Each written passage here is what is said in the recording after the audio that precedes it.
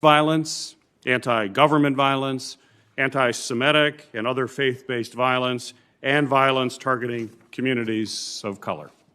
Today, we will hear from experts representing faith-based, civil rights, academic and policy research organizations on how increasing violent attacks motivated by ethnicity, race, religion, and politics have impacted countless Americans. I'd like to thank each of our witnesses for joining us today and for their work in the public and private sectors to protect the American people. I look forward to hearing each of your perspectives on how to better define this threat and its roots, how it spreads, the impact it has on communities, and what more the federal government should do to address domestic terrorism while respecting Americans' civil rights and their civil liberties. In the last few years, our nation has witnessed horrific acts of violence, such as the massacres at the Emmanuel African Methodist Episcopal Church in Charleston, the Tree of Life Synagogue in Pittsburgh, and a shopping center in El Paso that targeted Black, Jewish, and Latino Americans, respectively. Even more recently, we have seen rising violent attacks on Asian Americans and a growing anti-government movement that planned and executed an attack on the seat of our democracy earlier this year. While these only represent a handful of attacks driven by white supremacy and violent extremism, each one takes an unimaginable toll on the victims and their families. Communities across the country live in fear that they could be attacked or murdered on the street, in their place of worship, or while going about their daily lives just because of who they are. I'm particularly concerned that these attacks, along with the growing climate of hateful rhetoric, intimidation, and targeted violence that we are seeing across the country, are a signal of something worse to come. If the federal government does not take swift action to address this festering threat, I fear we'll see more tragic attacks and lose more lives to domestic violent extremism.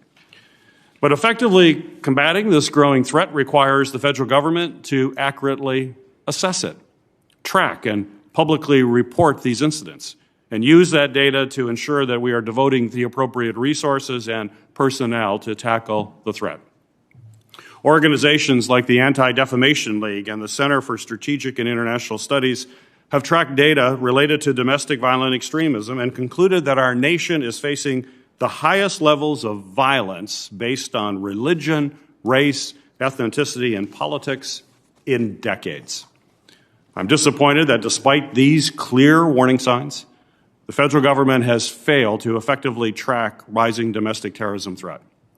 I've been raising concerns about this failure for years.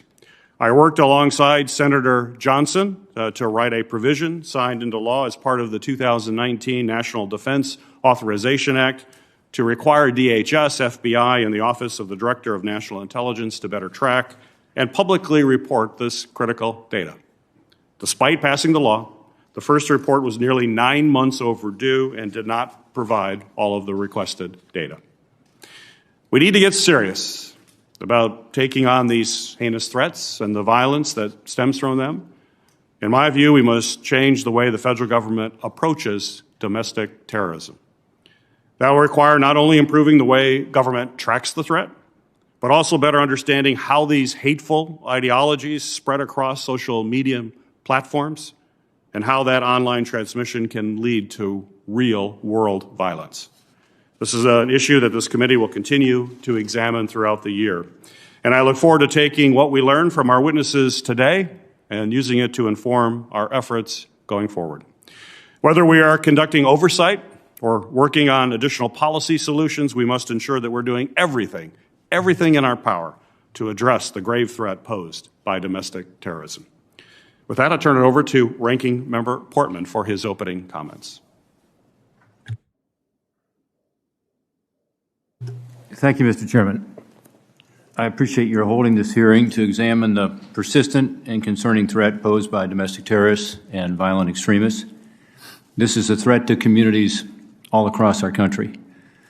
Today, we will hear from representatives of certain communities that have been affected by the violence they have experienced. While I'm very much looking forward to hearing their testimony, it's important we recognize all communities that have been impacted by domestic terrorism and violent extremism. Not all of those are represented here today. It's important to recognize the threat of all types of domestic terrorism.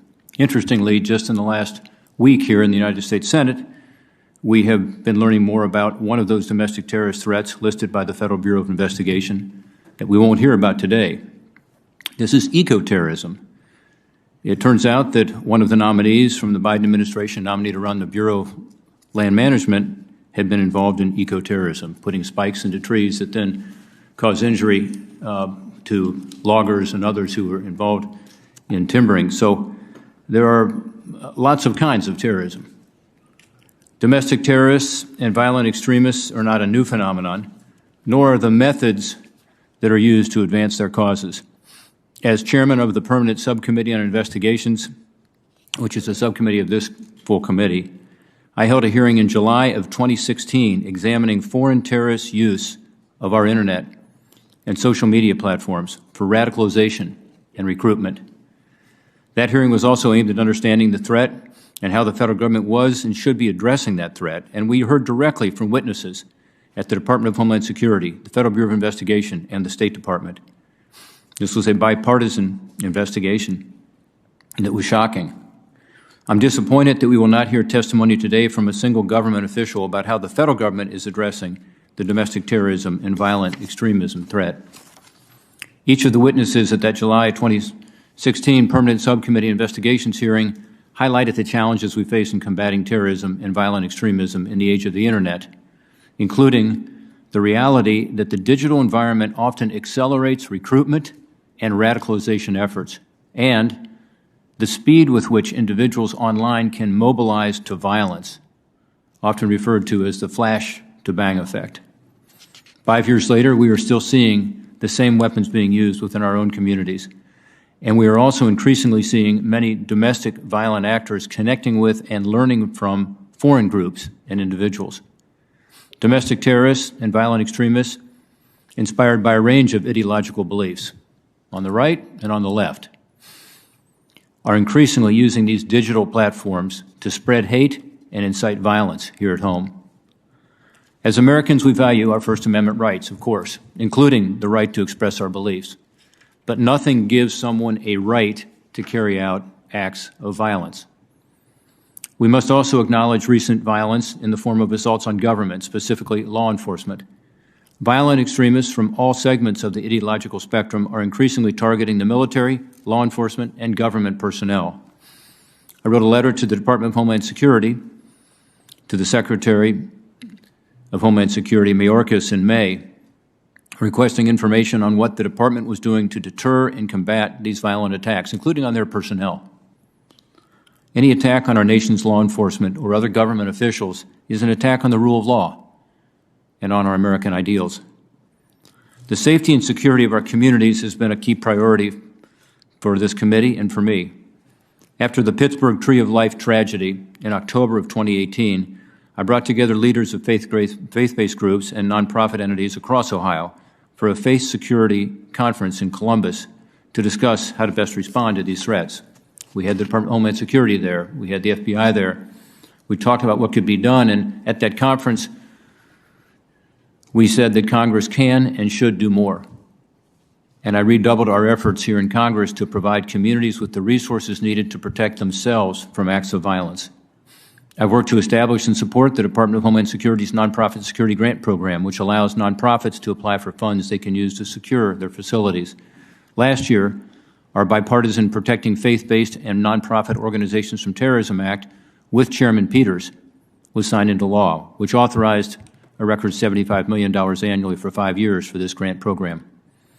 Further, in wake of the recent violence against religious communities, I sponsored the bipartisan Pray Safe Act with Senators Hassan, who's with us today, Senator Johnson, Rounds, Peters, and Rosen to establish a federal clearinghouse so that faith-based entities can access safety and security best practices, available federal grant programs, and training opportunities.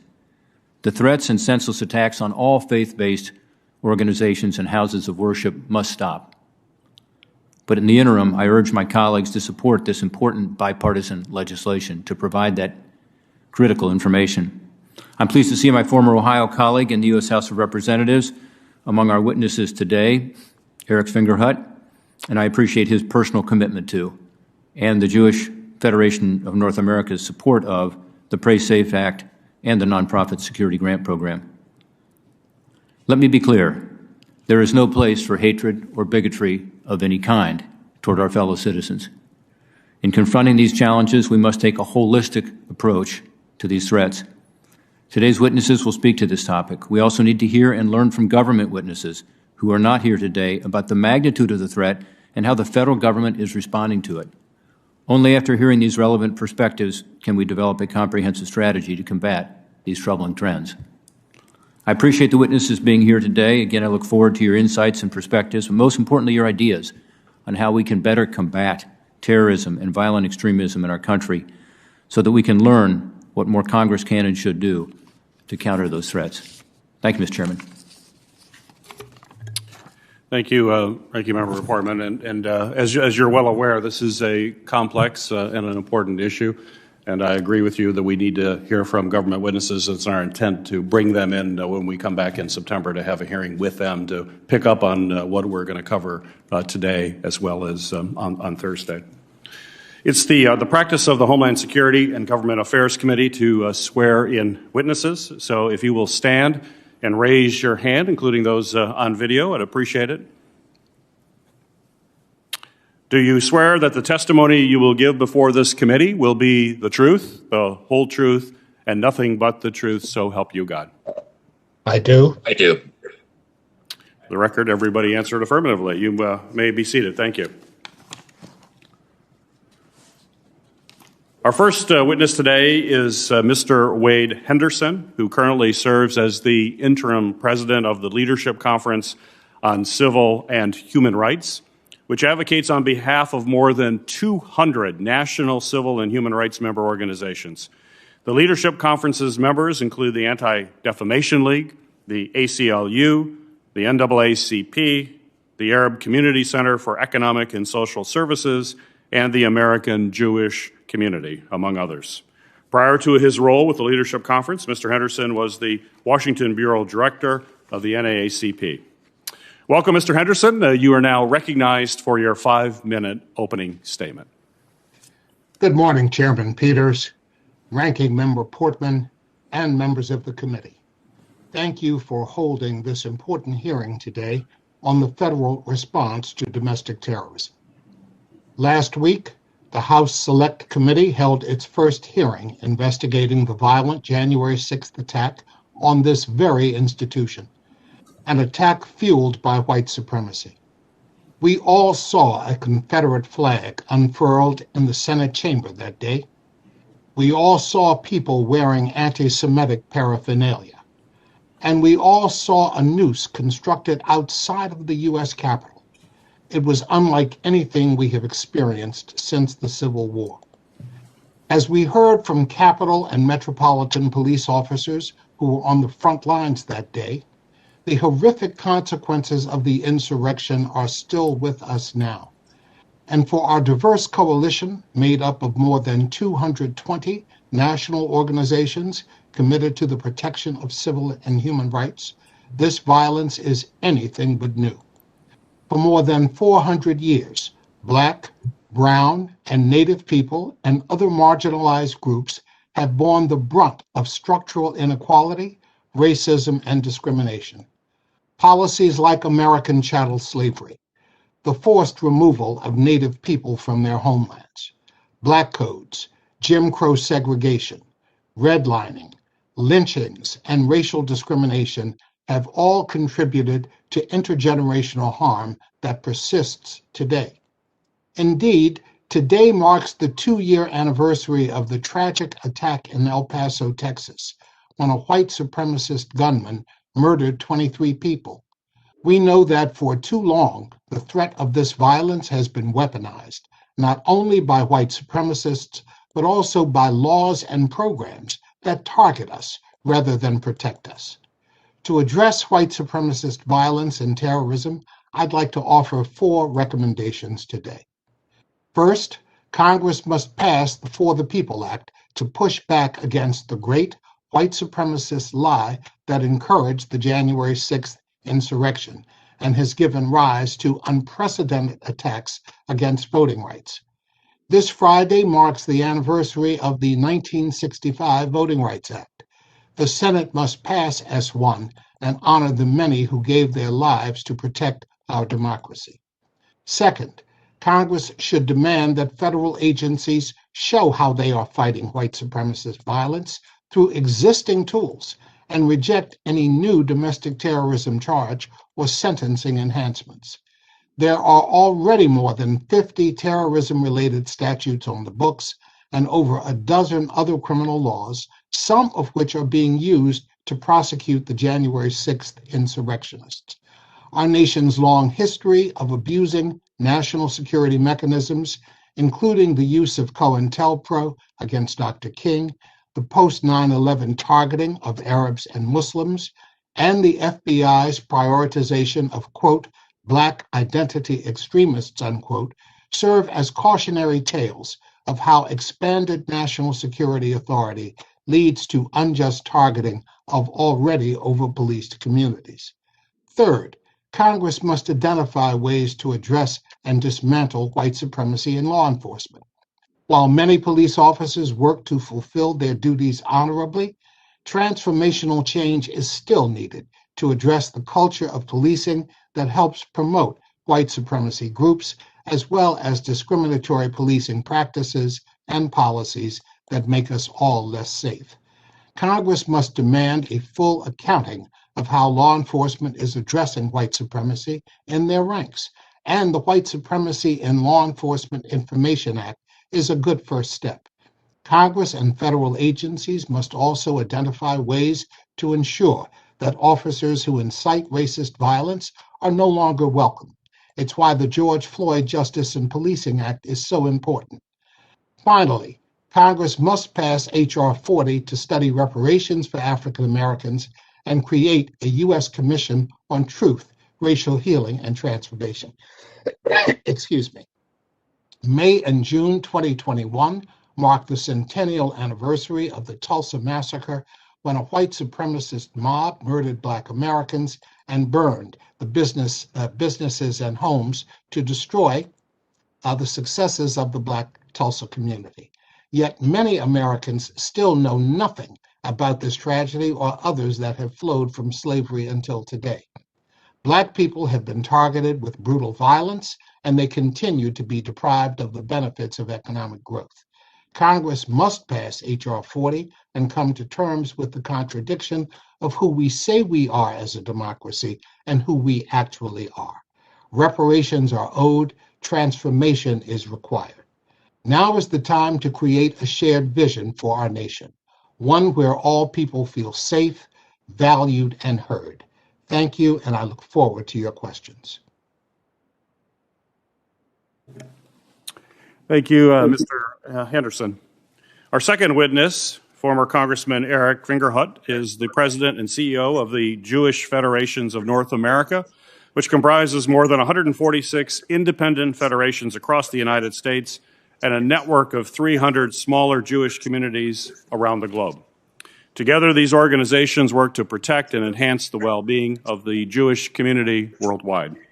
Prior to his role, Congressman Fingerhut served as CEO of Hillel International, the largest Jewish campus organization in the world. He served as an Ohio State Senator and represented Ohio's 19th Congressional District here in Washington. Welcome, Mr. Fingerhut. You are recognized for your opening statement. Thank you, Chairman Peters. Thank you to my home state Senator, Ranking Member Senator Portman, and to all the members of this distinguished committee. This is indeed an important hearing which covers a truly pernicious threat to racial, ethnic, and religious communities, and that requires a compelling and timely congressional response. I speak, of course, of the rise of domestic and violent extremism. Senator Peters, Mr. Chairman, you outlined correctly the role of the Jewish Federations. I know that the distinguished members of this committee are familiar with the work of the Jewish Federation system and with our volunteer and professional leadership in your respective states.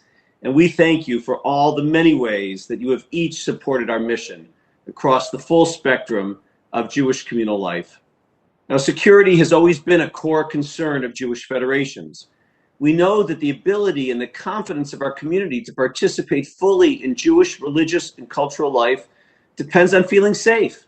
Safe to attend synagogue, safe to drop our children off at the Jewish Community Center for preschool or day camp, safe to walk down the street wearing visibly Jewish head coverings and clothing, safe to gather in groups to celebrate, to mourn, to support our brothers and sisters in the state of Israel, and to be active in the life of our communities, our campuses, and our civic associations. Now, our current era of security investments began immediately post 9/11. Recognizing that the violent extremism that reached American shores that infamous day would certainly have consequences for our Jewish communities, many Jewish federations began organizing local community security initiatives, led by experienced and trained local community security directors, to work with each of the synagogues and Jewish institutions in their communities. Today, roughly 45 Jewish federations have such initiatives, and are currently raising and allocating approximately $30 million in private funds to this effort, above and beyond what each school, each synagogue, Jewish community center, and social service agency must spend on its own security. And we are in the middle of an extensive national effort called Live Secure to ensure that every Jewish federation has such a system in place for its community. Now, at the national level, the Jewish Federations of North America helped create the Secure Community Network to offer the support our communities needed to establish and maintain these initiatives, as well as to provide communications links to and liaison with national law enforcement.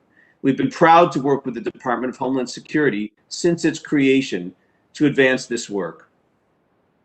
Now, Mr. Chairman and members of the committee, for the Jewish community, the rising threat not only includes, of course, the horrific killing of 11 Jewish congregants who were praying at the Tree of Life Synagogue building in Pittsburgh, Pennsylvania in October 2018, but also includes the mass shootings at a synagogue in Poway, California in December 2018, and at a kosher market in Jersey City, New Jersey in December 2019, the deadly machete attack at a Hanukkah celebration in Muncie, New York, also in December 2019, the numerous physical attacks on the streets of Brooklyn and other communities that appear related to the clothing and appearance of Jewish victims, and now the most recent multiple stabbing of a rabbi in Boston this summer in front of the synagogue where he works.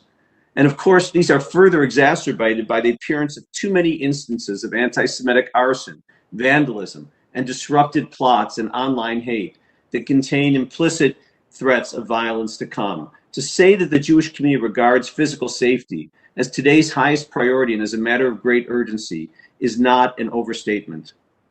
Now, in 2004, Congress established the Nonprofit Security Grant Program. This is a coordinated, centralized program that promotes meaningful engagement of at-risk nonprofits with federal, state, or local homeland security officials, and provides critical resources to carry out preparedness planning and training, as well as the acquisition of target hardening investments.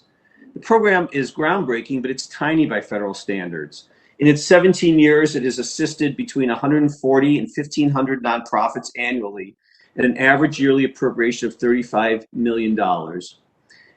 This year, Congress appropriated $180 million for the Nonprofit Security Grant Program, which supported more than 1,500 awards, but this is still a tiny percentage of the approximately 350,000 to 400,000 individual congregations within the United States and 1.3 million charitable nonprofits serving communities throughout the country. We respectfully request that the Congress ensure that the resources are there to fulfill all the legitimate and documented applications that are made.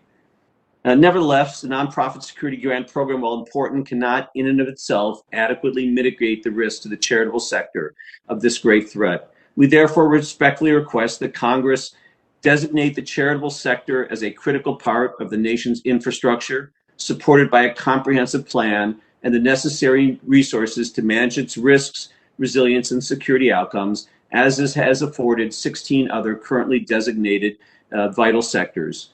Substantially increase the funding to the Nonprofit Security Grant Program, as I have suggested, and to further ensure the integrity of the program, to include the quality of its and to improve the quality of its oversight and technical assistance to its stakeholders.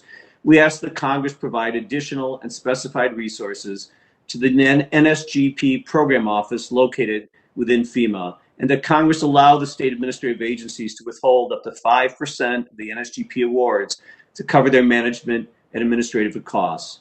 We request that Congress increase access to DHS's cybersecurity and infrastructure security agencies, protective security advisors, and cybersecurity advisors. And as Chairman Peters mentioned, enact the Pray Safe Act and Ranking Member Portman to improve stakeholder outreach and engagement by establishing a federal clearinghouse through which faith-based organizations, houses of worship, and other nonprofits can access centralized information on safety and security best practices.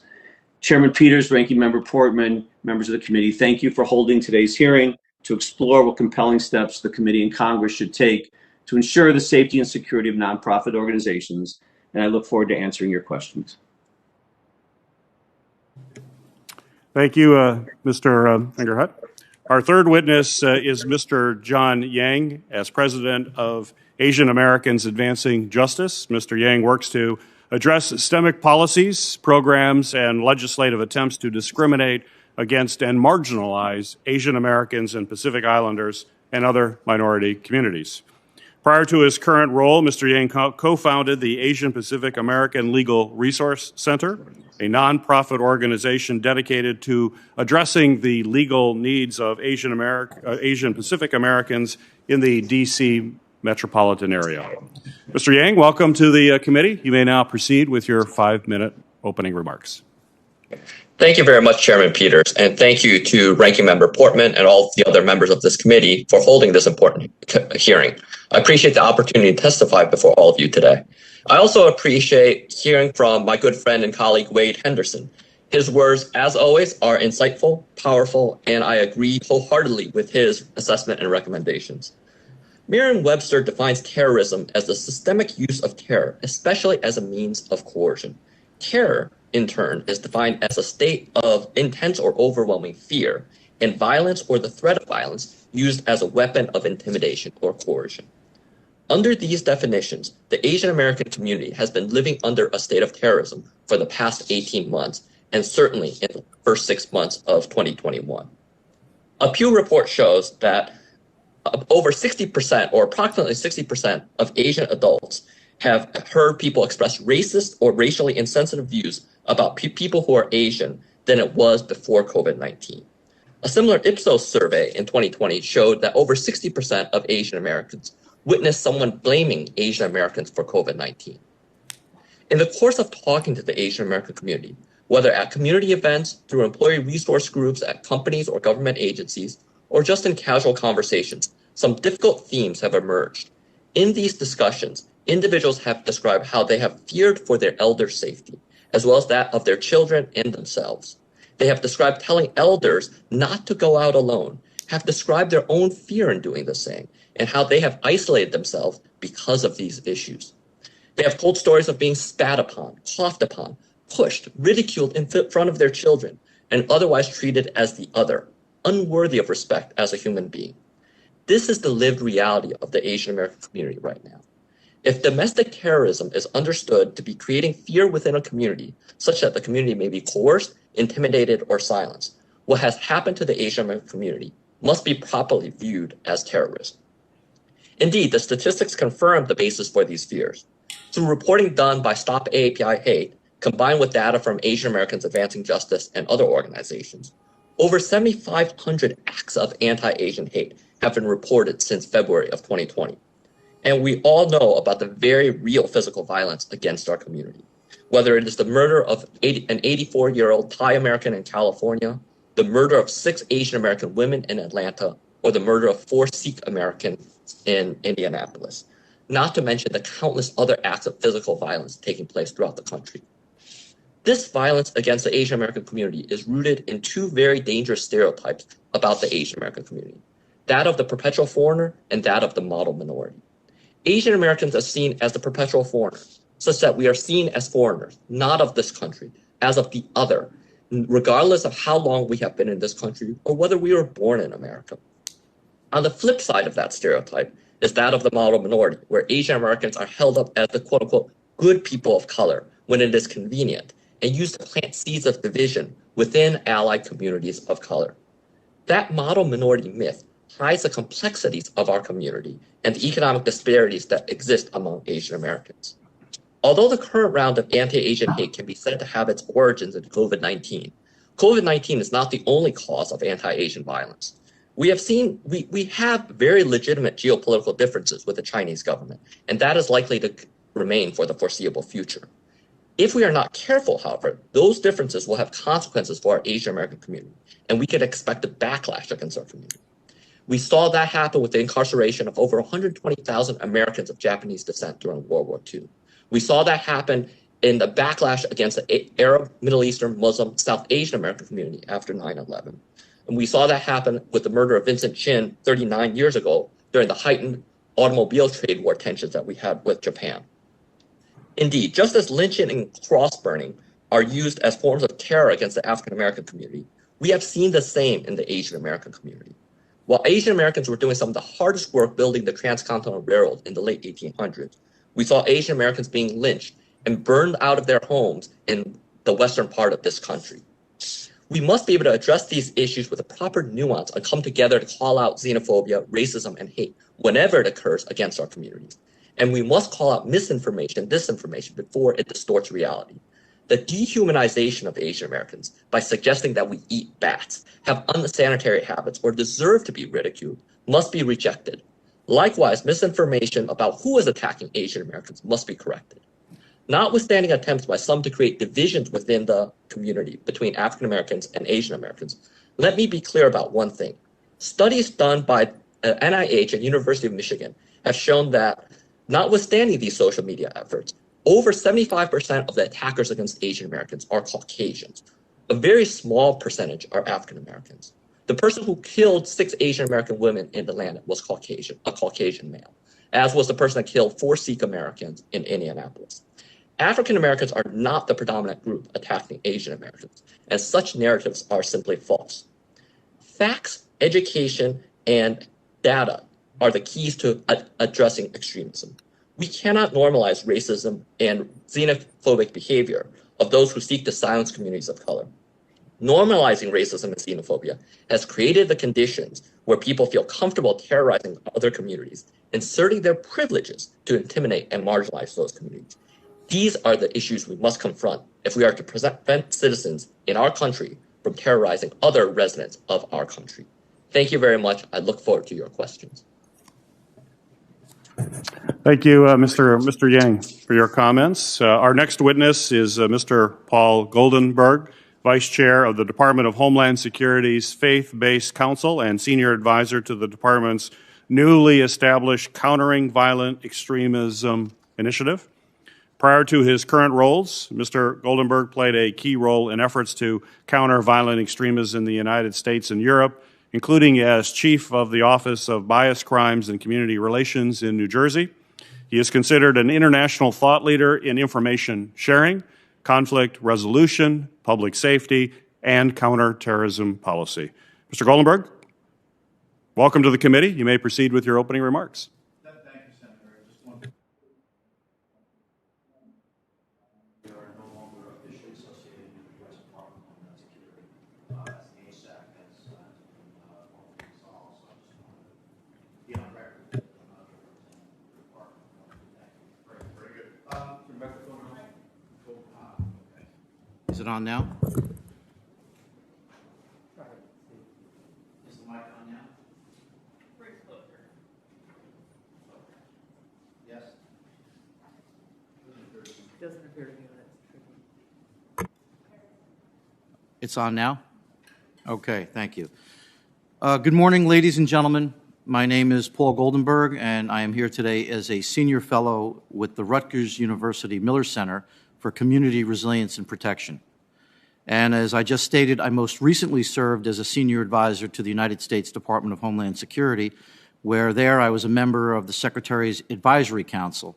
And while in that capacity, I did in fact head several initiatives focused on domestic and international terrorism, such as the Countering Violent Extremism Subcommittee, the Foreign Fighter Task Force, and yes, more recently had the honor and privilege of serving alongside United States Marine Corps General John Allen, retired, where we together co-chaired the subcommittee for the prevention of targeted violence against faith-based communities.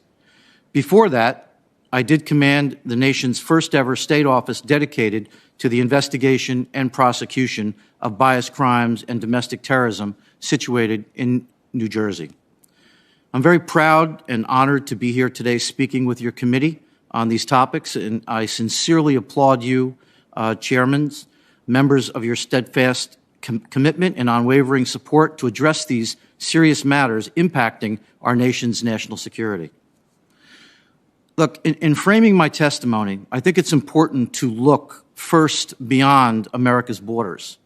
Across Europe, many houses of worship are surrounded by elite military units standing guard with automatic weaponry, reinforced by heavy armored personnel carriers. Guard towers augment the once stately and welcoming entryways. Flower beds have been swapped for barbed wire, all at a cost of hundreds of millions of euros, and producing a dreadful, unbelievable impact on the psyche of Europe's people. You see, Europe has become America's canary in a mine. In my work with Rutgers, along with former New Jersey Attorney General John Farmer, we traveled across Europe where we met with victims, painstakingly following the stories of those who suffered horrific attacks on their communities and houses of worship. Right here in the United States, as part of our work with the HSAC subcommittee, we had the sobering and humbling experience of meeting members of communities who had directly experienced the terror and violence, many of which were themselves victims of targeted attacks.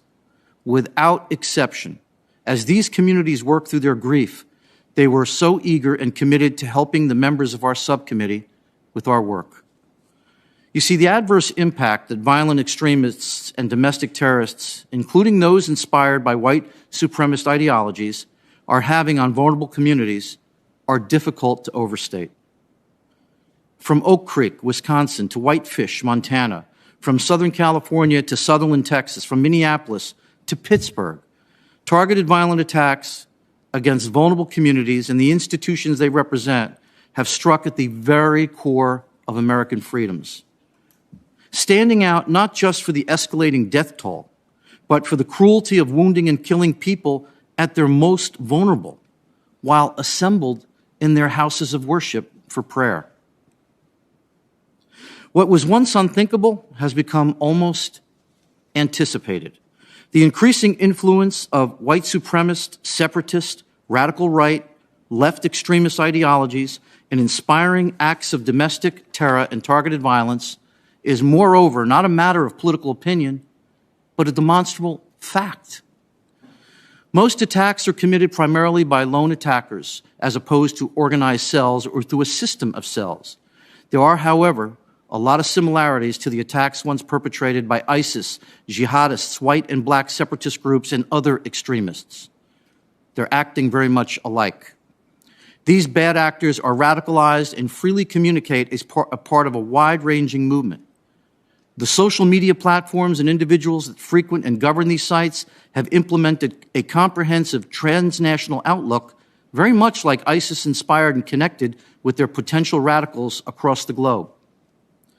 While supremacist and similar violent extremist groups now share manifestos, conspiracy theorists, hate literature, and are connecting daily with like-minded persons online, beyond the conventional social media platforms, white supremacists and other violent extremists are using lesser-known platforms as well as encrypted channels.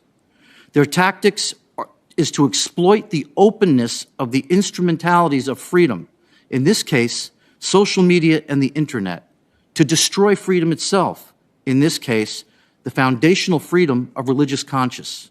They know that this is our Achilles heel. In fact, very much so, our Achilles heel. The primary inspiration behind many of these targeted attacks is to force us to not merely question our fundamental safety and security as a nation, as well as our ability to protect ourselves, our neighborhoods, and our families, but to challenge our behaviors. You see, success in the eyes of these domestic violent extremists and international terrorists comes when we depart from our daily routines, our way of living, and even spiritual and political beliefs. Violent extremists understand the power of fear, and they're getting pretty good at it. As anti-Asian, racist, anti-Semitic attacks proliferate, we need to consider the fact that no racial or religious group is being singled out just exclusively, although some are disproportionately targeted. As hatred and bigotry exists today on both the radical left and the extreme right sides of the ideological spectrum, it can be observed among the affluent, the poor, the more or less highly educated, the fervently religious, and the devoutly secular. And it's sometimes expressed crudely, other times in the language of sophisticated and supposed academically correct. Turning the problem to solutions. In closing, how do we work with American law enforcement to provide them with the needed tools to address this challenge? Notwithstanding the existing framework, gaps do exist in law enforcement as they have been hampered in addressing the rise of white supremacist and other domestic-related attacks by the inability to classify such attacks as acts of domestic terror. The absence of that category has led law enforcement to treat attacks committed by violent extremists at times as isolated, unconnected incidents.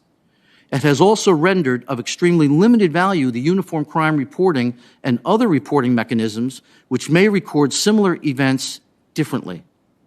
In the absence of the ability to label white supremacists and other like-minded extremist groups as acts of domestic terrorism, I have been informed by state and local law enforcement that they have been unable to avail themselves of resources dedicated to countering these types of terrorism incidents, such as additional personnel, training, and essential technologies that are supported by federal grant programs. I've come to learn that the goal of violent extremists is often not just to cause loss of life. More perilously, it's to wear us down, and that it's begun to do, psychologically, emotionally, and spiritually, causing our endurance, our determination, and moral to decay and ultimately disappear. As attacks perpetrated from these extremists and other similar separatist groups grow in number, we should be concerned that an adverse public reaction may generate something that these bad actors could never have achieved on their own. In closing, it's about educating lay leaders, community leaders, staff, administrators, teachers, and by more effectively working with our nation's law enforcement community. We have the fundamentals to empower ourselves, developing a sense of ownership amongst our entire community, working with state, local authorities, moving the American public beyond awareness to engage citizenry should be a primary goal for 2022. Thank you very much. Thank you, Mr. Goldenberg. Our next witness is Dr. Seth Jones, who serves as Senior Vice President, Harold Brown Chair, and Director of the International Security Program at the Center for Strategic and International Studies. With decades of experience in counterinsurgency and counterterrorism, Dr. Jones leads a bipartisan team dedicated to providing independent strategic insights and policy solutions that shape national policy. Dr. Jones also teaches at Johns Hopkins University School of Advanced International Studies and the Center for Homeland Defense and Security at the U.S. Naval Postgraduate School. Welcome, Dr. Jones. You may proceed with your opening statement. Thank you very much, Chairman Peters, Ranking Member Portman, and distinguished members of the committee. This is an important subject, and I'm glad we're here to discuss this. As this testimony will highlight, objective analysis, sound data are more important than ever to gauge the nature and the threat of domestic terrorism, as well as effective responses, including responses that Congress can take the lead on. I'm going to divide my brief comments into 5 sections. First, let me just highlight the terminology I'm going to use, and I think it's important. I'm going to focus here on terrorism, which includes the deliberate use or the threat of violence by non-state actors in order to achieve a range of goals, generally political goals, and to create a broad psychological impact. In my judgment, violence and the threat of violence are particularly important components of what I call terrorism and are an important aspect as we get into discussions about free speech. Free speech is certainly protected in the United States. Violence, including the threat of violence, start to cross lines. I'm also going to leverage, as part of this, a data set that we have created at the Center for Strategic and International Studies that goes back to the mid-1990s and that incorporates approximately 1,000 cases, which I take to be roughly the universe of plots and attacks in the United States and a range of categories within those. Second, let me just touch base on some of the trends in incidents and fatalities, because I think, again, data here is important. What our data indicates is that in 2020, the last full year, the number of domestic terrorist attacks and plots increased to its highest level since at least 1994, which is the first year of our data. Though it is important to note that fatalities were actually relatively low. Happy to get into why that is, but we're seeing a rise in attacks and plots. One of the reasons, it's my judgment, why we're seeing lower fatalities, at least for the moment, is that we're seeing indications from a number of organizations that are prioritizing sending a message rather than killing large numbers of people, the way we had seen with some of the Salafi jihadists inspired by the Islamic State and Al-Qaeda. But that certainly could change, and I think the mid-1990s, including the Timothy McVeigh attack in Oklahoma City, highlights some of the long-term challenges. Let me also talk about targets. As we've heard from others on this that have testified so far, our list of targets includes a range of individuals in the U.S. based on ethnicity, race, religious beliefs, and other factors. We've seen individuals based on the fact that they're Jewish and the targeting of synagogues, Asian Americans, African Americans, Latino Americans, and others, including based on their political persuasion, so highlighting the polarization of politics, that they've all been targeted. I would also highlight that our data shows that the highest numbers of individuals in 2020 targeted were those in the military, police, and within the government. A notable increase. And I would also highlight that we're seeing individuals target the military, police, and the government from all sides of the ideological spectrum, from anti-fascists and anarchists to those that are white supremacists and anti-government. So again, focus from all sides of the political spectrum. Touching briefly on the fourth area, tactics and weapons, we see a number of explosives and incendiaries used. You've seen vehicles, but in terms of lethal and fatal attacks, the highest numbers, generally by far, both between that 1994 and 2020 period, 66% of those fatalities from domestic terrorism were caused by firearms. 73% of fatalities from domestic terrorism between 2015 and 2020 were also caused by firearms. Let me just finish. This is the fifth area. My written testimony includes a number of issues worth considering from a congressional standpoint, and we've also heard a number of comments from those that have testified so far.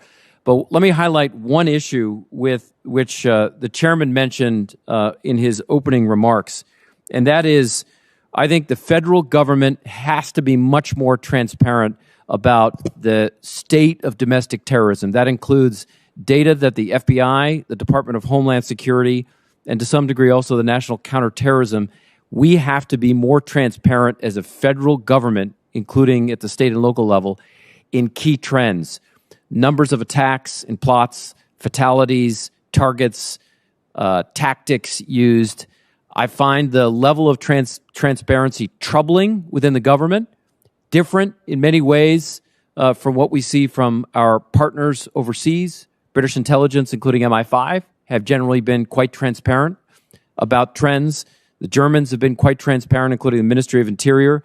And when I was in the U.S. government, in the Department of Defense, we were very transparent when I was there about the significant acts, which included terrorism in Afghanistan and Iraq. We are not there at this point, and I think this is an important component that you have already pushed and need to continue. So with that, I will hold my remarks, and I look forward to the questions. Thank you. Well, thank you, Dr. Jones, for your testimony. Mr. Henderson, You represent over 200 civil rights organizations, including ACLU, the NAACP, Access, ADL. So that means you and your members are basically at the forefront of the horrible and deadly reality that the threat of domestic terrorism presents from white supremacist, anti-government groups, conspiracy theorists, and a list of violent extremists that are operating in our country. My question to you, sir, is, in your view, how has this threat evolved for your members over the last few years? Thank you for the question, Mr. Chairman. This issue of domestic terrorism, hate crime, violence, call it what you will, has been a significant problem throughout the history of the African American experience and many other communities, as I mentioned in my formal testimony, that have been marginalized in American society throughout the time of their presence in this country. Again, I noted, of course, the experience of African Americans with chattel slavery, with Jim Crow segregation, with the deprivation of access to the right to vote, and continued violence directed toward our communities by way of lynching and pogroms that have actually occurred in communities like Tulsa, Oklahoma, and like the community in Florida that has been affected by all of this violence. The same is true of other groups. My colleague John Yang talked about the deprivation of liberty suffered by Japanese American citizens during World War II, or the experience of Native Americans who were forcibly relocated from their ancestral lands. All of these communities have experienced periods of violence directed at their members for a variety of reasons, but all of it stems from a source of white supremacist attitude toward these communities and the denial of their right to equal citizenship and equal protection of the law. Of course, the problem has been exacerbated in recent time by the availability of social media. And social media has contributed to the radicalization of individuals, to the isolation of others in ways that have fostered their involvement in this kind of white supremacist hate crime violence. It is an ongoing, continuing problem, one of significant magnitude, and needs to be addressed. Domestic terrorism is the #1 priority of the Department of Justice and the Department of Homeland Security. And so labeling does matter. However, it affects, of course, the allocation of resources by the federal government to address these issues. My main contention is that the federal government needs to do what it knows it is required to do by law with respect to all persons in the United States. It has the resources to address these issues. It does not have, at this point, the political will, and that is what I hope these hearings will help provide. Thank you. Mr. Fingerhut, the Jewish community has seen some of the worst acts of violence and anti-Semitism in the history of this country in recent years, and you mentioned some of those in your opening testimony. My question to you is, how can federal agencies, especially the DHS, collaborate with state and local partners to assist these communities? What are the things that we must be doing now? Thank you, Mr. Chairman, I greatly appreciate the question. Of course, as I emphasized in my testimony, the support of the federal government for the Nonprofit Security Grant Program is essential.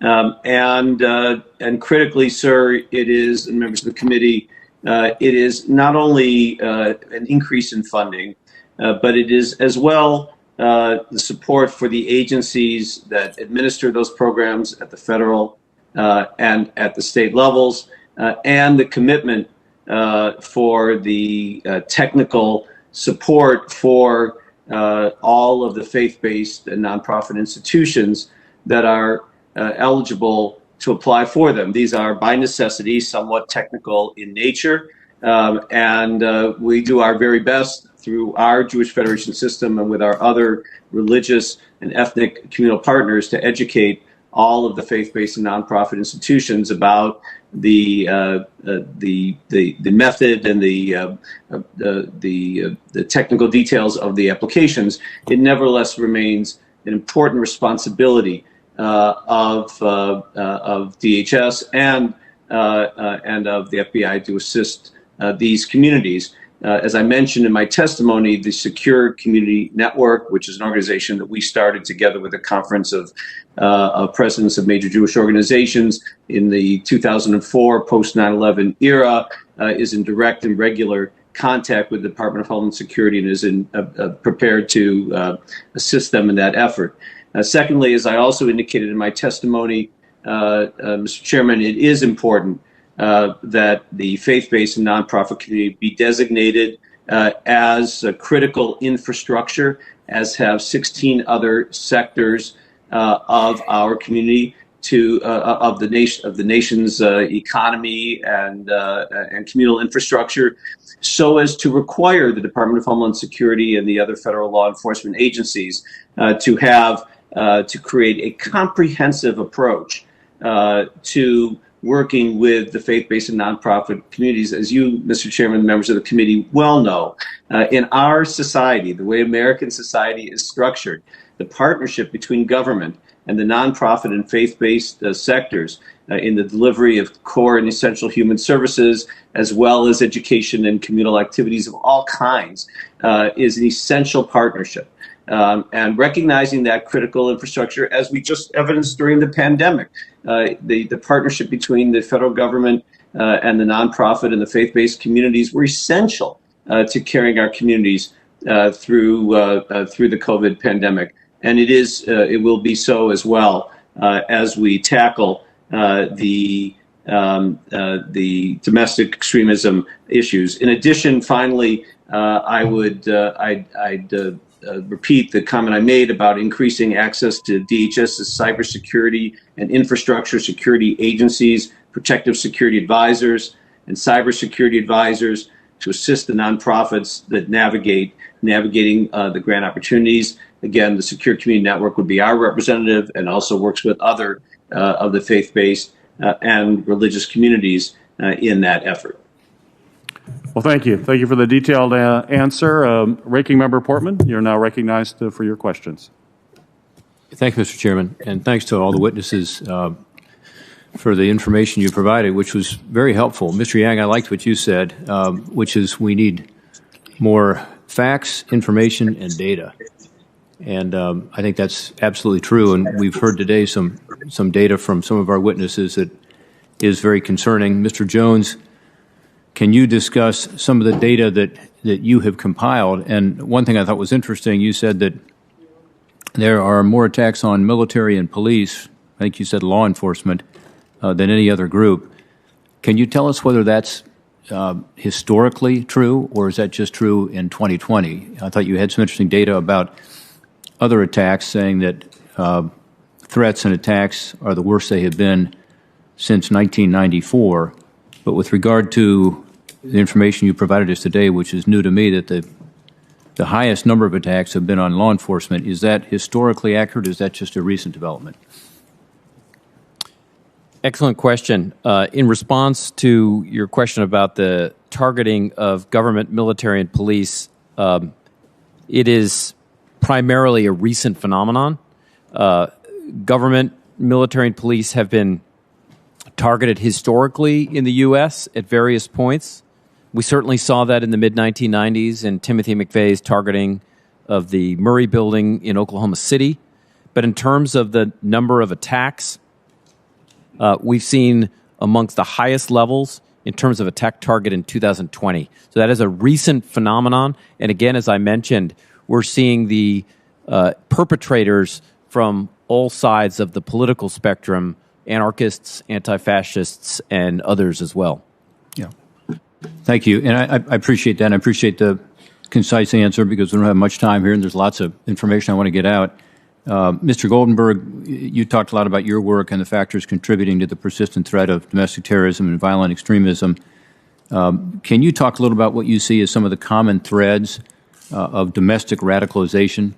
And you've obviously got experience both at the state level and at the federal level through the Department of Homeland Security. Just give us a little sense of what are the common threads you've seen.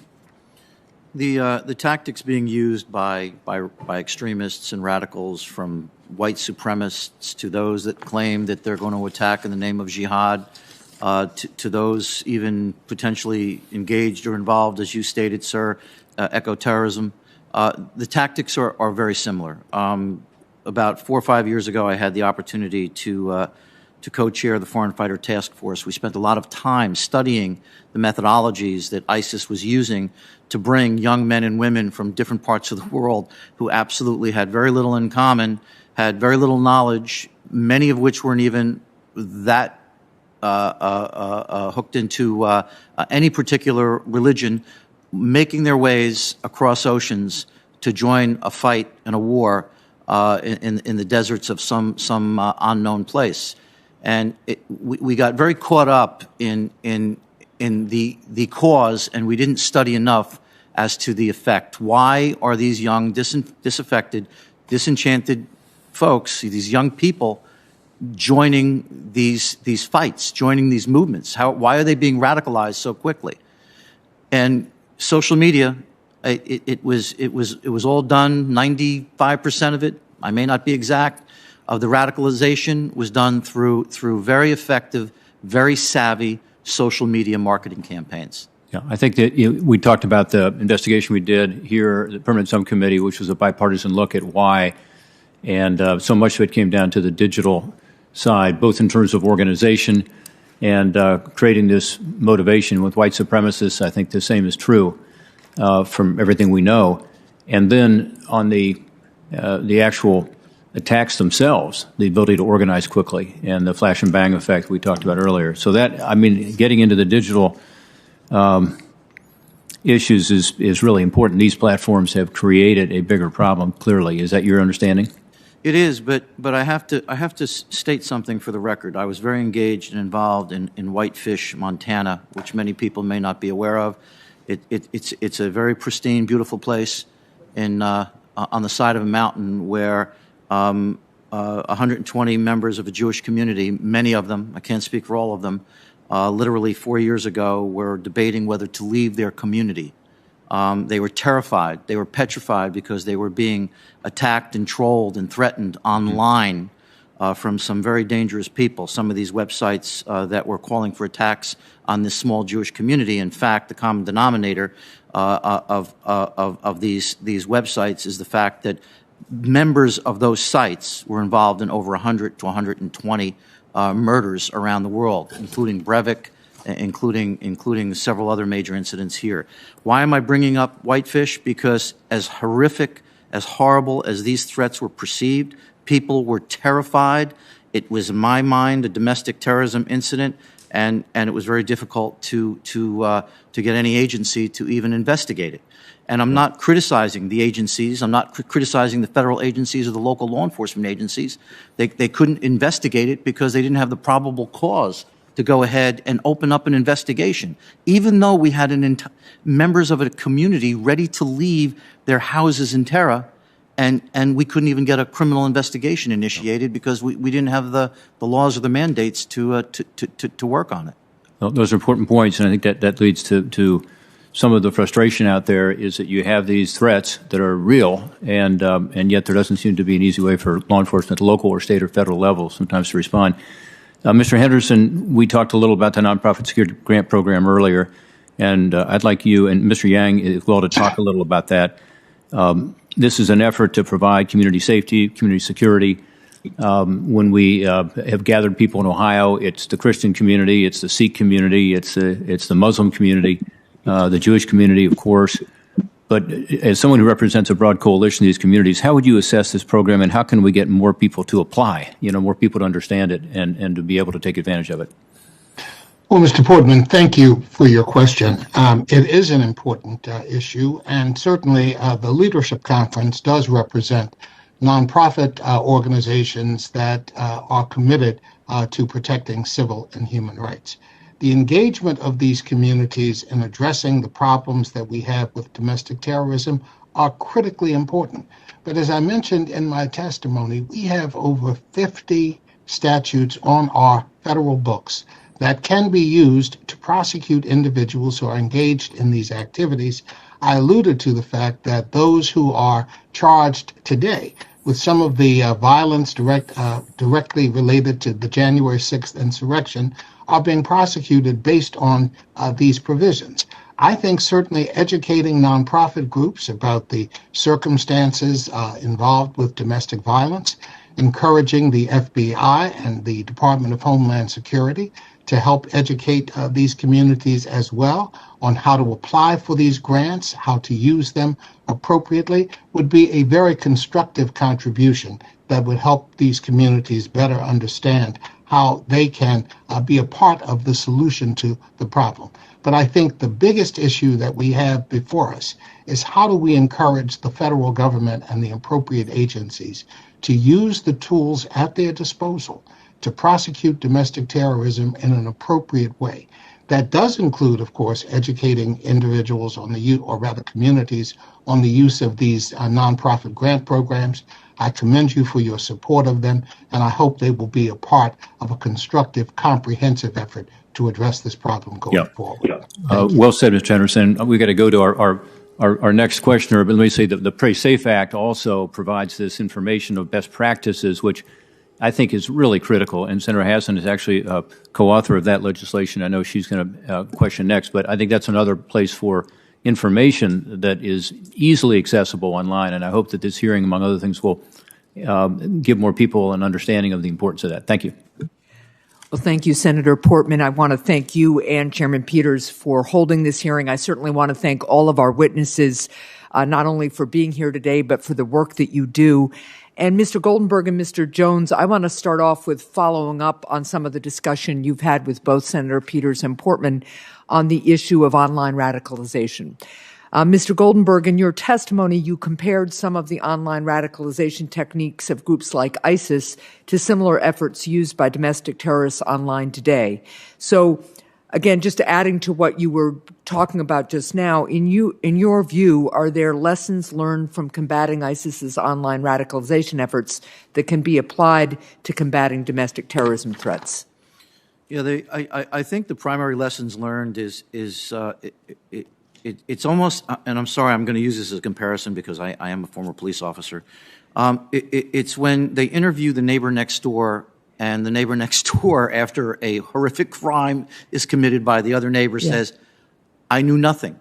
I knew nothing about this." Right. And I think it's incumbent upon us to really focus on training, spending time with families and educators and even the law enforcement community to better understand how social media, how this space, as wonderful it is, I call it the tale of two cities, has become a place where we have groomers and others that are seeking to radicalize your children, if not your teens, if not other adults.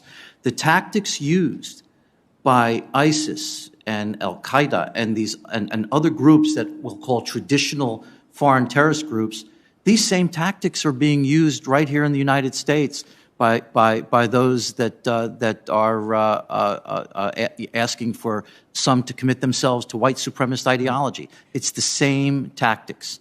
It's the same tactics being used, the same marketing. So what you're really saying too is educating the general public and families about the tactics that their loved ones could be subjected to online. Is that fair? Absolutely. You know, the old cliche, if you see something, say something. Right. When I first heard it years ago, I come from the New York, New Jersey area. Right. Through 9/11, I rolled my eyes, Senator. And now I don't roll my eyes at that. Right. People, if they see something, if something's not right with a neighbor, with a friend, with a child, I'm not talking about people spying on each other. I'm talking about if there are signs and symptoms that say that someone that's close to you or someone that you love is now being potentially radicalized, and these are the signs and the symbols, you need to step up and say something and maybe save the next life. Thank you. Including their own. Thank you. Mr. Jones, you also mentioned the role of the internet and social media in contributing to the domestic terrorism threat. So in your view, what more can the U.S. government do to counter extremism and misinformation on digital platforms? So thanks, Senator, for bringing up this issue. Two comments along these lines. One is, I should point out at the beginning, just to state the obvious, that a range of individuals and organizations involved in domestic terrorism are on multiple types of digital platforms, not just the big ones. Right. However, some of the large platforms like Facebook and Twitter and YouTube they're capable of reaching larger numbers of individuals. And I think one of the successful efforts, because I've worked with a range of these companies, they surged during the height of the Islamic State and Al-Qaeda activity to identify on their platforms individuals that were radicalizing, both humans working for these companies as well as algorithms. Right. They've been slower in the areas we're talking about. They've been slower on white supremacists, anti-government militias, some of the anti-fascists and anarchists. They've been slower to devote the resources, the individual expertise. I think they've started to move a little bit faster, but I wod say more pressure on these companies. And again, I'm not talking about free speech here. I'm talking about violence. Right. Taking down Facebook pages that are inciting people to violence. Right. And I think, in that sense, a number of European governments are ahead of the U.S. in along these lines. So I think that's one issue. And it is also worth highlighting that a range of these domestic organizations are learning.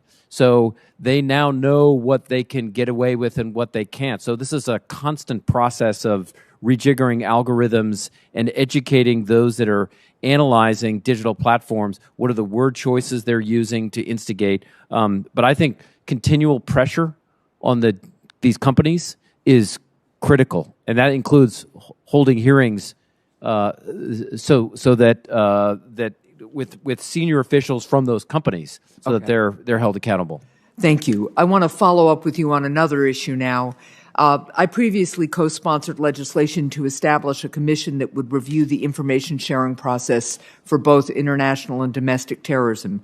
I was pleased to see that the first pillar of the Biden administration's new national strategy for countering domestic terrorism includes a goal to improve information sharing. Mr. Jones, in your view, what specific steps can the federal government take to improve sharing terrorism threat information with state and local partners, including information regarding domestic terrorism? Well, look, I think there is an important role. The National Counterterrorism Center has increasingly, and I think this is important to recognize that we talk about domestic terrorism, including here, but there is a lot of overlap between domestic and international terrorism. So I think the National Counterterrorism needs to continue at the federal level to also focus on this interplay between domestic and international terrorism.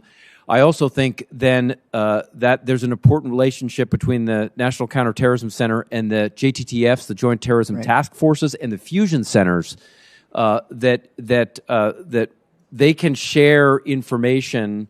So the FBI legats oversees the legal attaches, and those that are embedded in JTTFs as well as the National Counterterrorism Center. I think there is an important need to continue to push information from the federal level down to the state and local level and ease a little bit these walls between international and domestic. I think NCTC has been far too conservative in defining terms. Thank you very much. I am running out of time, so I'm going to submit my last two questions for the record, but I just wanted to thank Senator Portman for his partnership on the Pray Safe Act. And Mr. Fingerhut, I will be submitting two questions for the record to you about the importance of having a clearinghouse for faith-based organizations and houses of worship about best practices, as well as just trying to get your comments on ways we can continue to work with the nonprofit and faith-based community on the nonprofit security grant program so that they are better able to access these grants, and perhaps we can streamline the application process for them. So thank you all so much for your expertise and for sharing it with us this morning. And I see that the chair is back, so I'm going to hand the gavel back to him.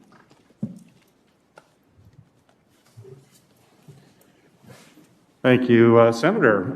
The chair now recognizes Senator Rosen for your questions.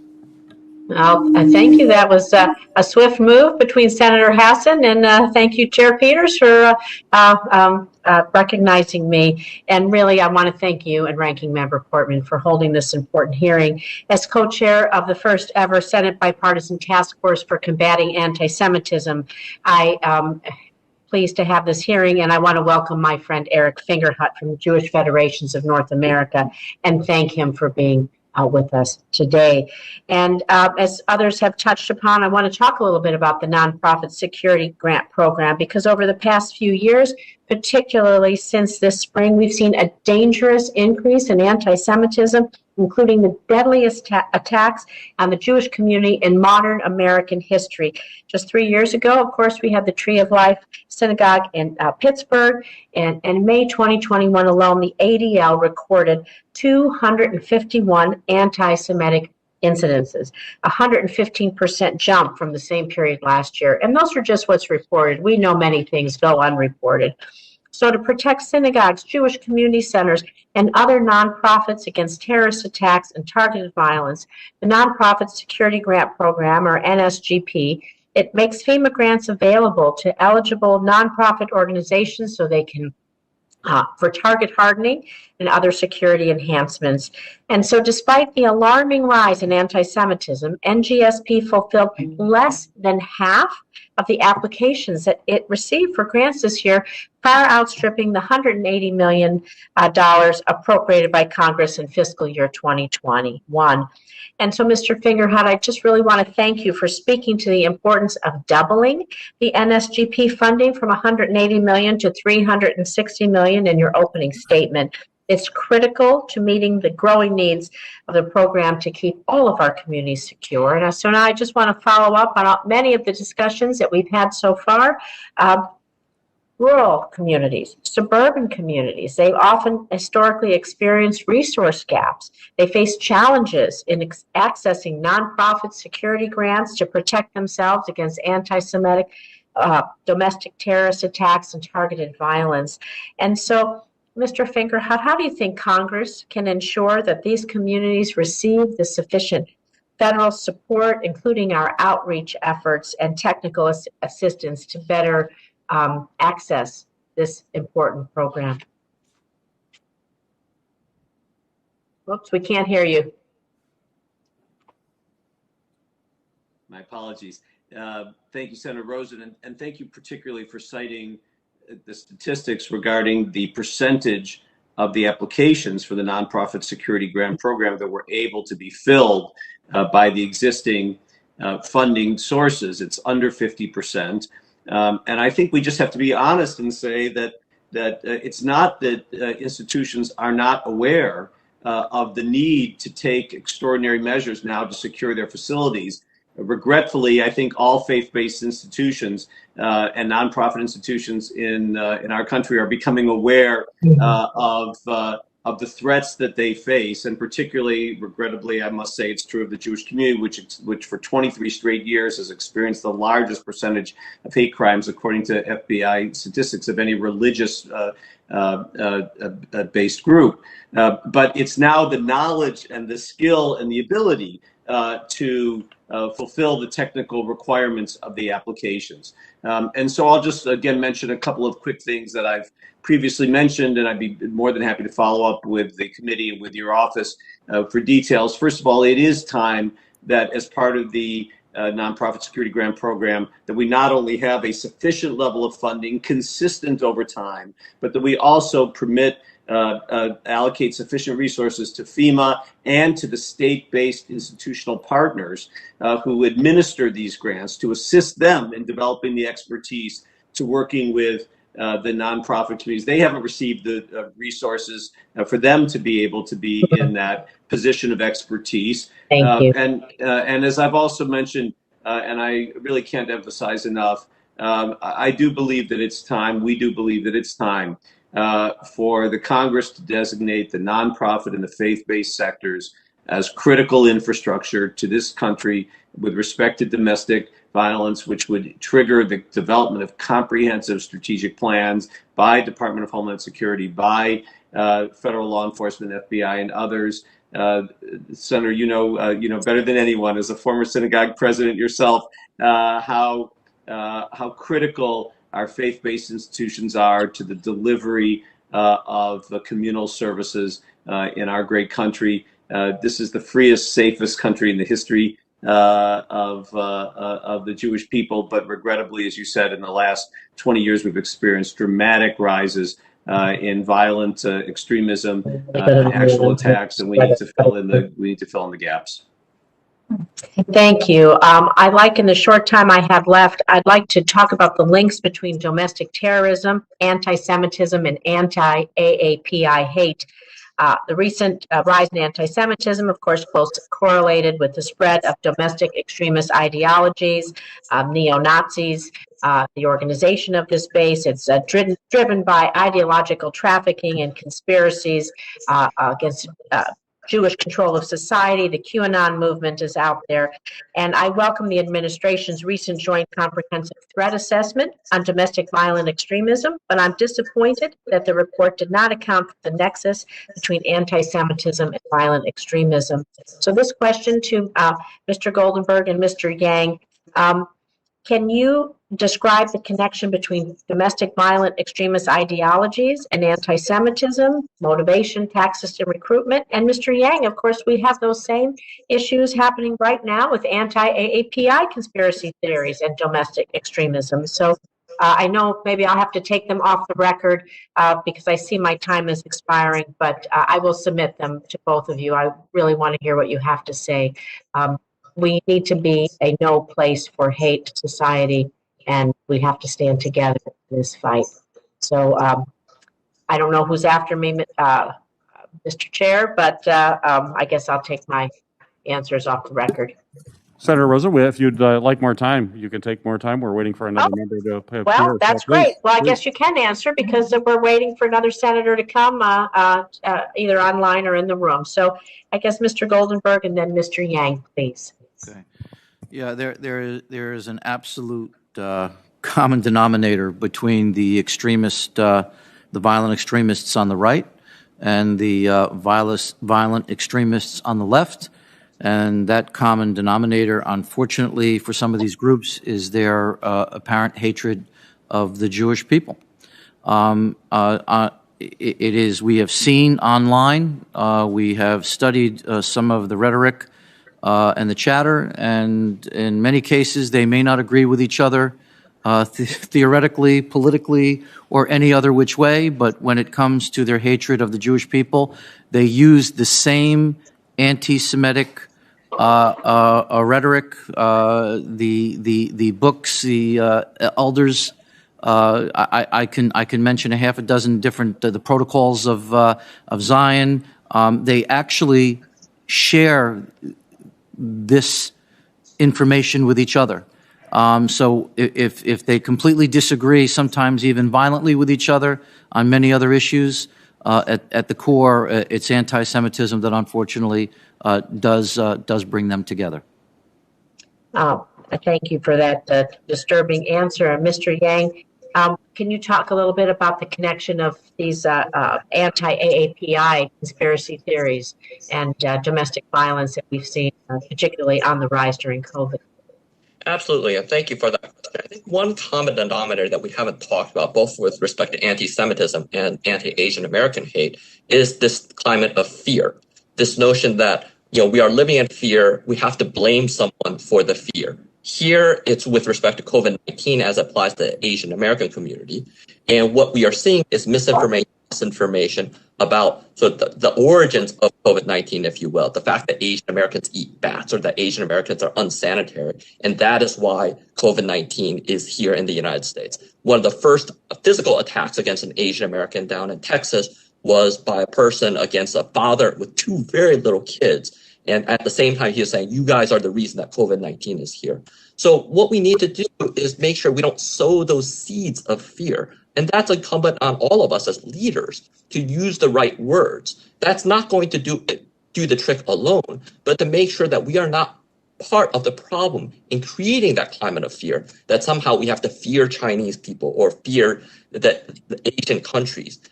That's what we've seen also in the Jewish American community, as you know, is that fear is what drives some of the extremism that we've seen.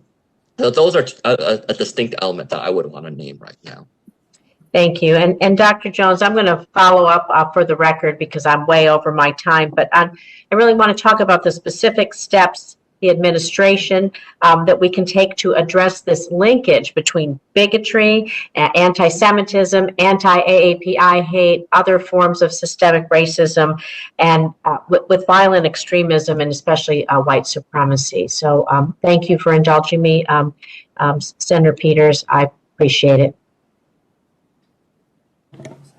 Well, thank you, Senator Rosen, as always, for great questions. We appreciate those and appreciate the answers. Mr. Yang, you've talked quite a bit today about the increased violence against Asian Americans, and we've had discussions related to social media and how that is really just say furthering some of these attacks in communities across the country. I would like you to talk a little bit specifically with Asian Americans as to how social media and misinformation related to COVID-19 has particularly had a significant impact on your community and what we should be doing about it.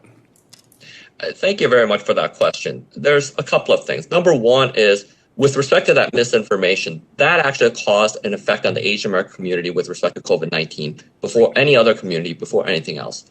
Even before we had the first case of COVID-19 here in the United States, Asian Americans were being discriminated against, especially in their businesses, because about this misinformation about the hygiene of Asian American businesses, about the cause of COVID-19 and how Asian Americans might be special carriers of that.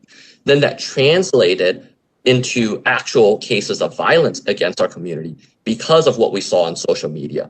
The number of times that we saw that picture of a fake picture of an Asian American eating a bat that caused so many attacks against our community.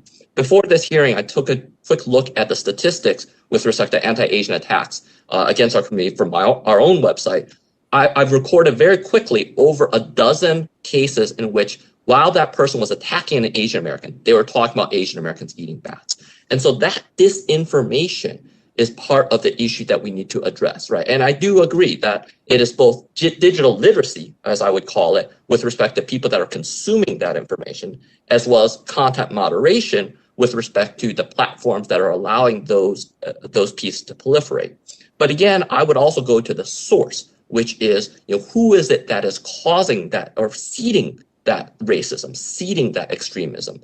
Because those are also the groups, the individuals that we need to address head on. Thank you, Mr. Goldenberg. As a former vice chair of DHS's Faith-Based Advisory Security Council, you made a number of recommendations regarding how the department should address the rise of violence in faith-based communities.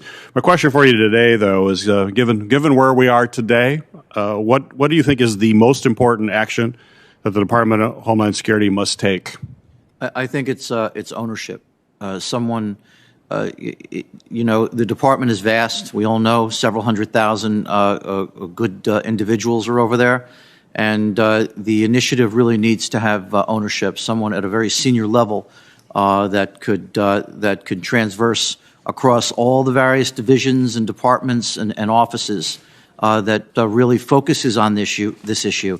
And I have to agree wholeheartedly with Eric Fingerhut, whom I know for several years, that this should be considered a part of critical infrastructure. If our houses of worship are not critical infrastructure, I'm not sure what is. And as I said before, it has definitely become an Achilles heel. We also, in one more thing we do need to be thinking about, and I'd like to put on the record, is the fact, with First Amendment, with threats that are coming through social media, the fact that we have people in vulnerable communities that are deeply concerned about their safety and security and feel terrorized by threats vis-a-vis social media, where is the law broken? When can an investigation be opened up? Where does DOJ or a state's attorney's office, where can they now open up an investigation predicated upon a person's concern that their safety is at stake? And that's a great concern right now. Take a look at how many cases have been opened up where someone is threatened over the internet and there's absolutely nowhere to go with it. You don't even know what agency to report it to. So these are the things that I think that we need to be very focused on. Well, thank you for that. Senator Ossoff, you are now recognized for your questions. Thank you, Mr. Chairman, and thank you to our panelists for your invaluable contributions today. Mr. Henderson, I'd like to begin with a question directed to you. You noted in your testimony that in 2017, the Department of Justice found that while just over 7,000 hate crimes had been reported, they assessed that the real number was likely in the range of 250,000. What legislative action is needed to ensure we have a clear national accounting of hate crimes that's accurate and consistent over time so that we can track these trends with more accuracy? Senator Ossoff, thank you for that question. As you know, there is the Hate Crimes Statistics Act, which I believe was first enacted in 1991. It requires police departments around the country, law enforcement institutions, to report hate crimes that have been brought to their attention. But the information provided to the federal government is voluntary. The number of police departments that participate in this effort has always been relatively small in comparison to the number of entities existing in the country. And most of the information provided is incredibly incomplete. But there is no sense of urgency, no sense of obligation on the part of these departments to provide that information. Certainly, Congress could make reporting mandatory, and that would help. And certainly providing departments with the technical skill to document and record hate crime violence reported to those institutions would be a huge help. And lastly, public education, trying to educate communities about the existence of this violence, what constitutes a hate crime, and how to go about documenting it would be an additional help. So I would argue that strengthening the Hate Crime Statistics Act is the first and most compelling step to be taken, but I think there are other collateral efforts, as we have just discussed, that could be supportive of that effort as well. Thank you.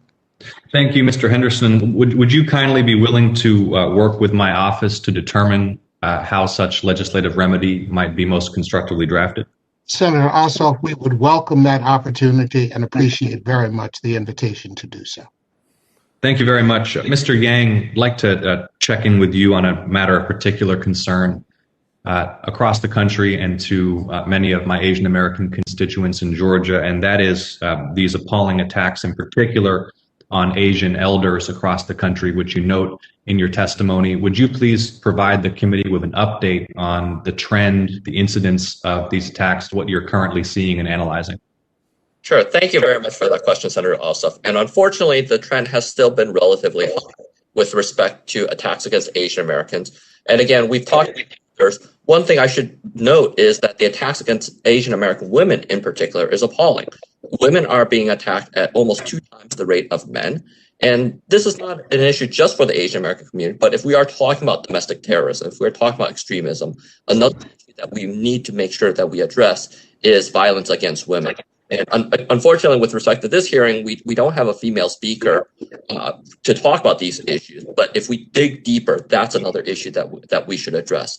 The last thing that I would want to note is that we should also continue to think about what it means to prevent these types of issues, these types of acts from happening. And we've talked a lot about response, how we need to harden some of our nonprofits, harden some of our churches. And I certainly agree with that as a response. But we also need to think about how we connect with our communities, invest in our communities so they feel safer. They feel safer without the need to over-criminalize, overuse law enforcement as the solution to all of these problems. Thank you, Mr. Yang. Mr. Fingerhut, I'd like to talk a bit about federal policy that helps to secure places of worship as well as nonprofits. I would just note it's on the one hand, a signal of progress. I think that Georgia elected for the first time a black man and a Jewish man to represent our state in the U.S. Senate. I was sworn in on the Chumash that belonged to Rabbi Jacob Rothschild, who'd been the chief rabbi at my childhood synagogue, the Temple, which was bombed by white supremacists in 1958 in retaliation for Rabbi Rothschild's alliance with Dr. King and support of the civil rights movement. And it is certainly my ambition that we strengthen and sustain the vital and historic alliance between blacks and Jews in America, which was forged with such intensity during the civil rights movement. I'd like to ask you, Mr. Fingerhut, about your assessment of the efficacy of the nonprofit security grant program, how it can be improved, as well as the efficacy of the DHS protective security advisors and cybersecurity advisors, which are assisting nonprofits and faith-based groups to protect themselves from both physical and cyber threats. Thank you, Senator Ossoff, for the question, and the historic significance of your election and that of Senator Warnock was certainly well noted within the community, as was the dramatic personal statement you made with regard to your choice of the Tanakh, the Hebrew Bible, for your swearing in. And we commit to you, together, of course, with the Jewish Federations located in your home state of Georgia, particularly, of course, our great Atlanta Jewish Federation, to work as closely with you and Senator Warnock as we possibly can, as well as on a national basis to fulfill the vision that you've so beautifully laid out for us here. As I have addressed in this hearing, it is unfortunately the case that we now have a wide recognition, Senator, of the need to have a layer of physical security in all of our faith-based institutions and our nonprofit institutions that we never thought we would have to have. As you travel the world, it is routine that there are security guards and physical security of all kinds outside of faith-based institutions, and we regret that now that reality has now come to our great country. We are in catch-up mode, frankly, sir, because there is not only the growing need, which the federal government is not yet adequately funding. The funding levels that are currently available, as has already been noted, covered roughly 50% of the applications this year. But even that is only a reflection of the knowledge and the growing capacity of institutions to apply. It's nowhere near where we believe all of the faith-based institutions and communities need to be. So we need long-term, consistent funding. We need the expertise of FEMA and of our state emergency institutions to partner with FEMA to get this done. And as you suggested, our cyber advisors, we need to have a much closer working relationship between the protective security advisors and the cybersecurity advisors in the Department of Homeland Security Cyber and Infrastructure Security Agency. And the nonprofit community. We believe all of that can come from the designation of the faith-based institutions and nonprofits as critical infrastructure. Thank you, Mr. Fingerhut. With the chairman's indulgence, just one more question for Mr. Goldenberg. You noted in your testimony some of the parallels with Europe, this increase in sectarianism, tribalism that we're seeing in European and North American societies right now. As we all strive to build a society and a world where the dignity and the human rights and the human value of each individual is sacred and protected regardless of our race, our creed, our ethnicity, our faith. It's deeply troubling that we're seeing this increase in these levels of sectarianism and hatred. And I'd like, in closing, Mr. Goldenberg, if you might comment on why do you believe we're seeing these trends in societies on both sides of the Atlantic? What are the parallels? I think the parallels, well, look, I first started to travel abroad almost nearly 20 years ago at the request of the OSCE, the Office for Security and Cooperation for Europe. And we started to raise the flags back then when we started to see these groups that were considered once marginalized becoming mainstream. There's a total disconnect, although it's gotten much better in Europe with with vulnerable communities and the police that are sworn to protect them as well. But again, for the record, that has improved greatly. Social media has no borders. These ideologies seem to have no borders, and people are sharing this information across the globe with a click of a finger, where years ago these things took much longer. You heard Senator Portman mention flash to bang, and what that really means, flash to bang, is that people are being radicalized. They are sitting in front of computers. They're frustrated, potentially, with their own governments for whatever reason, and they're moving from flash to operationalizing these targeted acts of violence. I think that social media, the internet, has become a place where these ideologies and and the methodologies for attack are being shared almost on a daily basis. Wherever you have, as we all know, a downturn in the economy, people will look to scapegoat. In this case, I think COVID has accelerated much of that. For the first time in history, billions of people were home sitting in front of their computers and depending on information that they weren't sure is factual or not factual. So we're in a very fragile place right now. And what we've seen 10, 15 years ago, as I stated, 20 years ago in Europe, has come to fruition here in the United States. Thank you, Mr. Goldenberg. Thank you to our panel. And Mr. Chairman, I yield back. Thanks for the extra time. Thank you, Senator Ossoff. Senator Hawley, you are recognized for your question. Thank you very much, Mr. Chairman, and thank you for being patient and for the witnesses. As is often the case, as I'm sure you've figured out, there are multiple hearings going on at one time, so I've been running back and forth, and I appreciate the chairman accommodating me here so that I could come and ask questions. Thank you for the witnesses who are here remotely as well. I want to start with some questions about the anti-Semitic violence that we have seen, unfortunately, in this country, and seen a significant uptick of it over a period of years, but particularly in the last few months. This May, during the latest conflict between Israel and the Palestinians, we saw violence abroad that spilled over here domestically. Jews across the United States were reportedly threatened or physically attacked, and at least 193 different instances of anti-Semitic violence or threats during the first week of that conflict, which is remarkable. For example, pro-Palestinian protesters threatened, shoved, punched, threw fireworks in the Diamond District of Midtown Manhattan, which is an area with many Jewish-owned businesses. That led to 27 arrests and the hospitalization of multiple people. In Los Angeles, pro-Palestinian protesters attacked a group of Jewish men who were eating at a restaurant. While they attacked them, they waved Palestinian flags and hurled anti-Semitic slurs.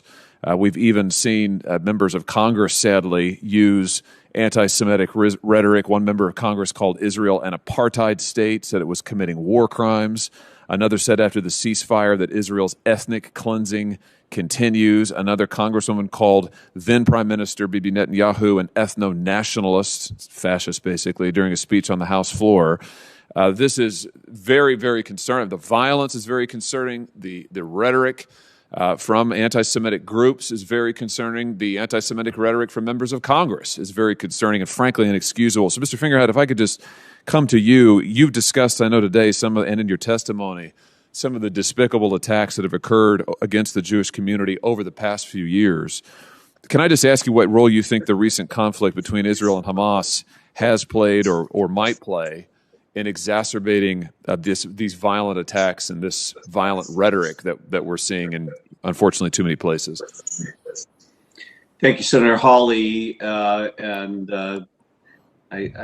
not sure I want to use the word thank you, but I appreciate the fact that you did recite some of the additional violent incidents we've seen in this country in recent months that I did not mention in my initial testimony. I think, sir, there is no question but that we have indeed witnessed a rise in violent extremism against the Jewish community in the last couple months. That coincided with the recent, what was called Operation Guardians of the Walls war in Israel. And I have no doubt that is also being reflected not only in the actual physical attacks, but in the threats that are being recorded by law enforcement and the threats that are being tracked by organizations like ADL and others. I know Mr. Goldenberg spoke earlier, my friend and colleague, of the online threats against anti-Semitism, which seem to unite radical extremists left and right. I seem to be unified in their hatred of Jews and of the embrace of classical anti-Semitic tropes. And there's no doubt that we've seen that grow and a increasing attack on all and every Jewish community as a result of what has occurred the last couple of months. I do want to emphasize, however, Senator, that while I do think there's no question that there has been a dramatic increase in these last couple of months, that unfortunately it reflects a continuation of an increase that we have seen continuously over a number of years. That, as I indicated earlier, I believe since the passage of the Hate Crime Statistics Act, which Mr. Henderson spoke so knowledgeably of earlier in his responses to the panel's questions, that for 23 straight years of the gathering of the statistics under the Hate Crime Statistics Act by the FBI, the Jewish community was the religious organization singled out for the largest number of those recorded statistical threats and attacks. So this is indeed something that has been a rising threat. As I indicated also in my prepared remarks, we now have over 45 Jewish community federations that have felt the need to build professionalized community security initiatives to work with and mobilize each and every one of our synagogues and Jewish community centers and human services agencies. And we are in the midst of a national campaign to extend that umbrella everywhere. We are continuing to build the resources of our secure community network to work with DHS and FBI. So the increase we've seen recently builds on top of, unfortunately, a very significant rise over recent years. Yeah, thank you for that. What you're saying, in other words, is that sadly, this is a trend. It is a trend of many years in the making, and recent events have accelerated it. And it's unbelievably sad that the security measures that you've just described, that so many synagogues and other Jewish communities, neighborhood communities are taking, it's unbelievably sad that these measures are necessary, and it's unbelievably wrong that they are necessary in this country. I want to ask you, just to come back to the events of this last May, this last spring, do you think that the current administration offered enough support for the Jewish community during the recent conflict? And I mean American Jews, the Jewish community in the United States. And is there anything else that, in a proactive sense, you would like to see the administration or Congress do? And here's where I'm going with this, Mr. Fingerhut. It just simply can't be that every time there is a conflict involving the state of Israel, that it therefore becomes okay to attack American Jews. It becomes okay to engage in anti-Semitic conduct publicly. I mean, that just simply can't be the case, because, as you say, we're dealing here with a long-term rise in anti-Semitic conduct And the idea that, oh, well, we'll just say that it's anti-Israel and therefore it's okay. I mean, that we cannot possibly condone that as a way to see further, to excuse further violence, further rhetoric. So what more can Congress and the administration do? Yes, Senator Hawley, first of all, I could not agree with you more that it cannot possibly be okay, and it is not okay that every time there is conflict in the between Israel and its neighbors, that it results in a rise in anti-Semitic attacks in this country. It is unacceptable, and I agree with you completely. You asked two different questions. The first was you asked about the response of the President Biden and Biden administration. I will say that they did speak out forcefully with regard to the increase in anti-Semitism that came about during this most recent conflict.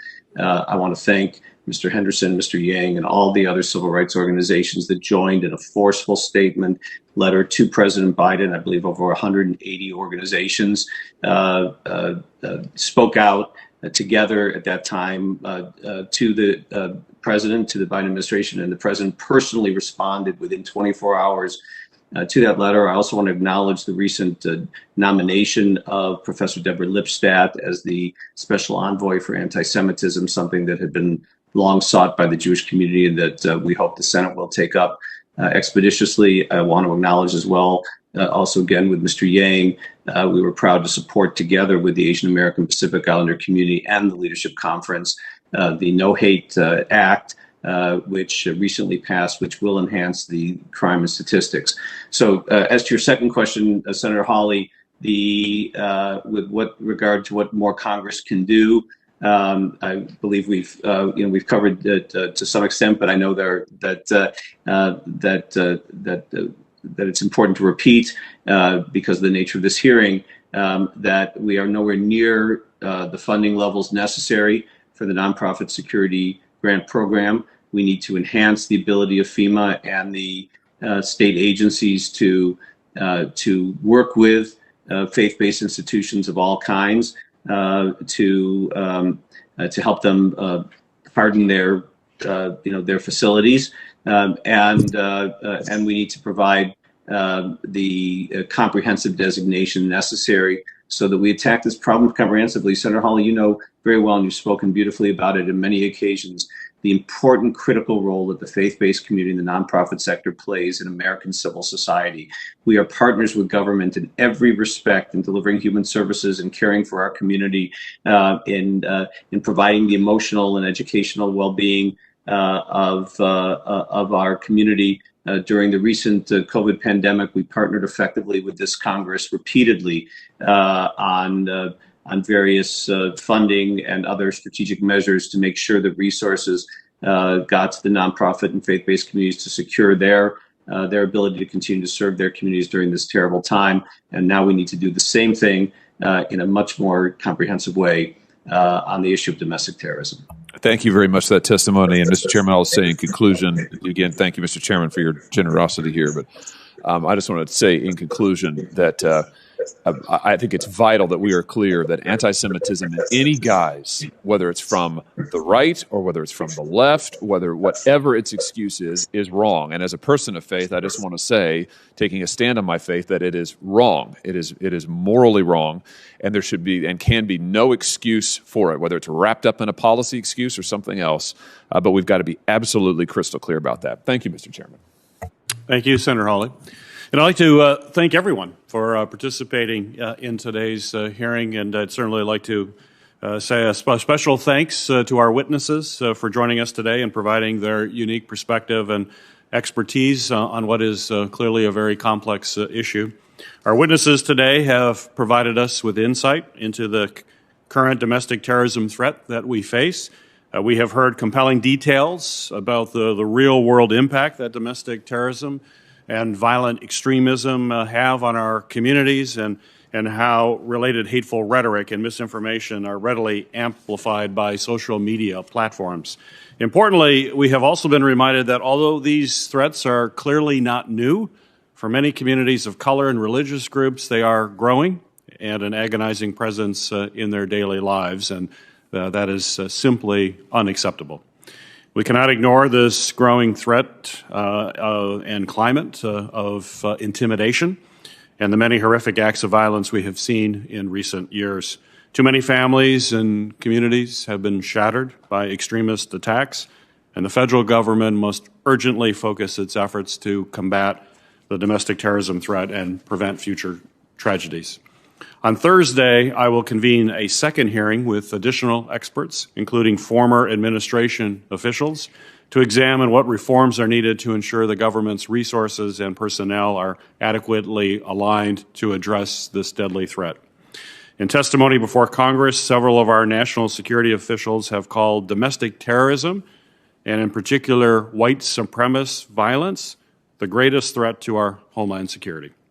As chairman of this committee, I'll work along with my colleagues to ensure that these words are followed by concrete actions to actually tackle this threat with the seriousness that it warrants.